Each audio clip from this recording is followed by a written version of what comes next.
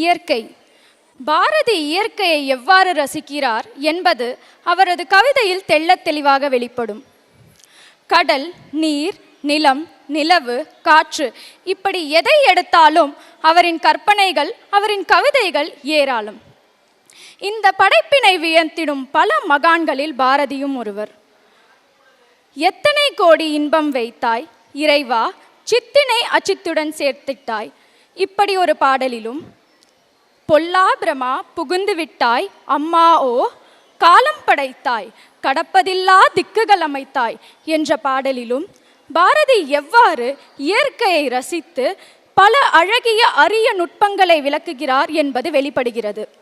இன்று நம்மிடையே பாரதியின் இயற்கை சார்ந்த கவிதைகளை நடனம் மூலம் முன்னெடுத்து வருபவர்கள் உவகை குழுவை சார்ந்தவர்கள். சஹானாஸ்ரீ, சாந்தினி, ஸ்வேதாஸ்ரீ, ஸ்வேதா ஜெயஸ்ரீ, இசைவாணி. பாரதியாரின் வரிகளில் இயற்கை.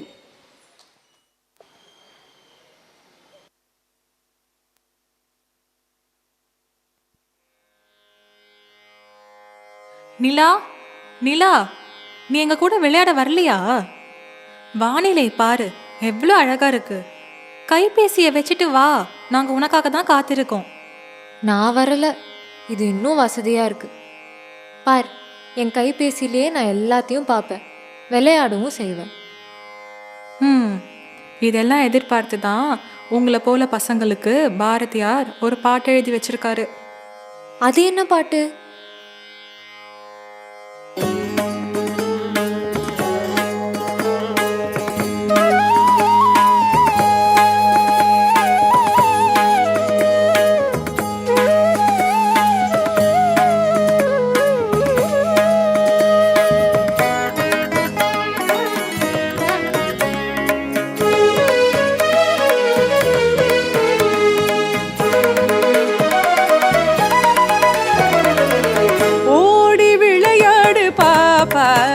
நீ ஓய்ந்திருக்கலாகாது பாப்பா, ஓடி விளையாடு பாப்பா, நீ ஓய்ந்திருக்கலாகாது பாப்பா, கூடி விளையாடு பாப்பா, ஒரு குழந்தையை வையாதே பாப்பா, கூடி விளையாடு பாப்பா, ஒரு குழந்தையை வையாதே பாப்பா,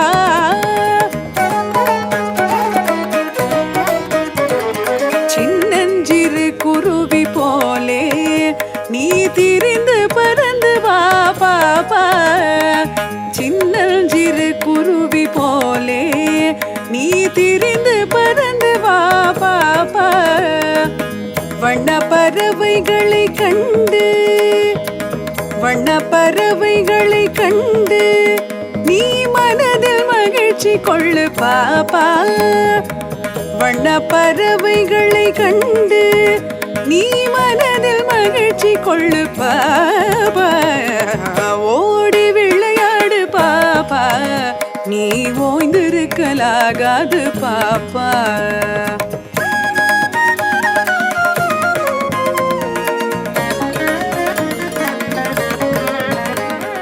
வாலை குழைத்து வரும் நாய்தான், வாலை குழைத்து வரும் நாய்தான், அது மனிதக்கு தோழனடி பாப்பா, வாலை குழைத்து வரும் நாய்தான், அது மனிதக்கு தோழனடி பாப்பா, ஓடி விளையாடு பாப்பா, நீ ஓய்ந்திருக்கலாகாது பாப்பா, ஓடி விளையாடு பாப்பா, நீ ஓய்ந்திருக்கலாகாது பாப்பா, நீ ஓய்ந்திருக்கலாகாது பாப்பா.